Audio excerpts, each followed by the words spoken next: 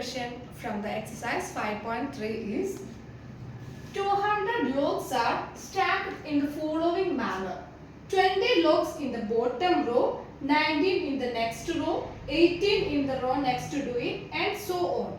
In how many rows are the 200 logs placed, and how many logs are in the top row?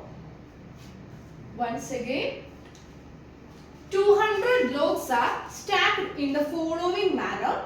20 logs in the bottom row, 19 in the next row, 18 in the row next to it, and so on. In how many rows are the 200 logs placed, and how many logs are in the top row? This is the question. Yeah, there are total 200 logs are there, and which is all these 200 logs are arranged in such a manner. Actually, my drawings are very poor. So, in the bottom layer, 20 logs are placed. In the just above row, it is 19, and above that 18, and so on. Okay, total 200 logs are there, but the bottom layer contains 20 and 19, 18, and so on. So, the question is, how many rows are there? The first question is how many rows are there and how many logs are in the top row. Okay. So this is the question. So listen, this 20, 19, 18, etc. All these numbers are in a arithmetic progression. Okay. So the first term A is equal to 20 and common difference D is equal to -1, and we don't know what is n here.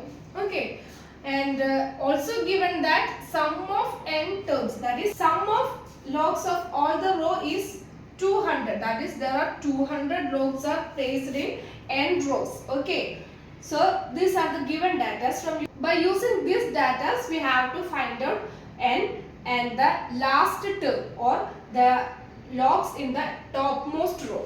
Okay, so this is a question. So let's substitute for sum of n terms, that is n by 2 into 2a plus n minus 1 into d. This is the standard equation for sum of n rows. Sum of n terms. Okay, here we don't know n, so n by 2 into 2 times a is given as 20 plus n minus 1 into d is given as -1. Okay, so what is it? N by 2 into 40 minus n plus 1. Okay, what is it? N by 2 into 40 plus 1 is 41 minus n, which is equal to 200. Okay, and now 41 minus n into 41 minus n is equal to 400. On rearranging this equation, what we get? 41n minus n square is equal to 400. That is n square minus 41n plus 400, which is equal to 0. Okay, this is a quadratic equation. We have to solve for n. Okay, that is the task. Okay, first we have to factorize 400. How can we factorize it? By taking 2 we get 200, again 2 we get 100, 2 here it is 50, 2 25, 5 5.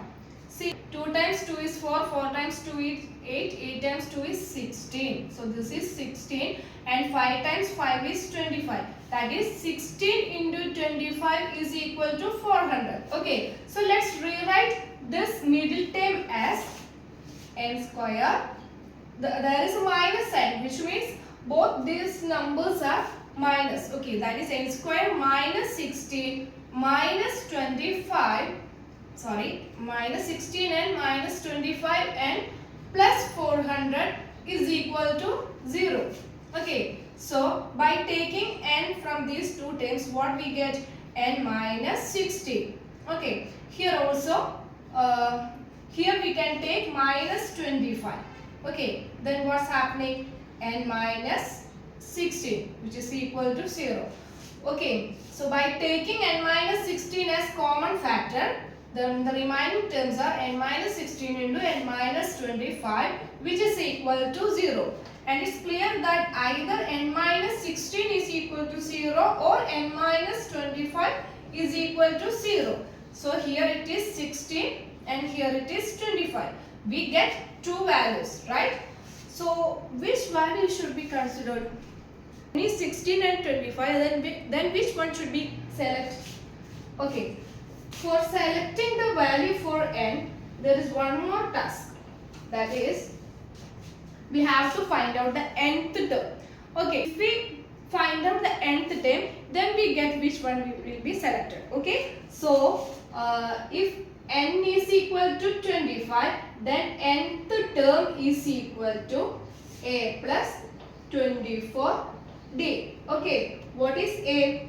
A is 20 plus 24 times d is minus 1, and 20 minus 24, which is equal to minus 4.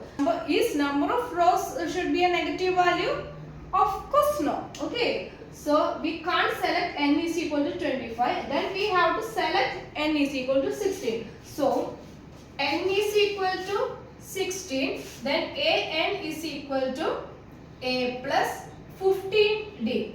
A is 20 plus 15 times d is minus 1, that is 20 minus 15, which is equal to 5. Okay, so n is equal to 16. There are 16 rows and the topmost row contains 5 logs. Okay, hope it is clear for you. If you have any doubt, please ask me in the comment section. Okay, so practice all this question very well. Okay, so this is the answer.